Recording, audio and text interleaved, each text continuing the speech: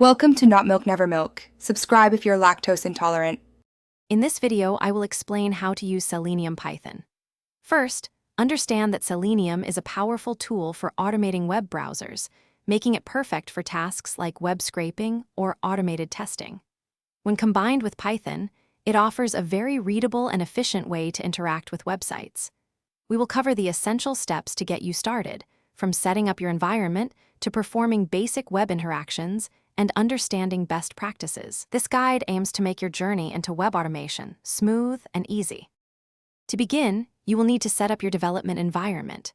First, open your terminal or command prompt and type pip install Selenium to get the library. Next, download a WebDriver for your preferred browser, for example, Chrome driver for Google Chrome. You can find these on the browser's official developer website. Once downloaded, either add its location to your system's path variable or specify the full path to the driver when initializing your browser in Python. This ensures Selenium can communicate with your browser. Now let's perform some basic web interactions. Start by importing WebDriver from Selenium and initializing your browser, for instance, WebDriver, Chrome. Then use the get method to open a web page like driver. Get https://example.com. To interact with elements, you can find them by various attributes such as their ID or name. For example, driver, find element by ID, my button will locate an element. Once found, you can perform actions like clicking it or sending text to an input field.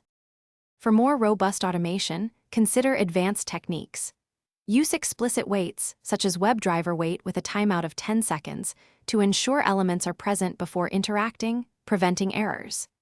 It is also good practice to handle exceptions, like when an element is not found, to make your script more resilient. Finally, and very importantly, always remember to close your browser instance using driver. Quit at the end of your script to free up system resources. For faster execution, you can also run your browser in headless mode. Thanks for watching. If this was helpful, leave a like and consider subscribing. See you next time.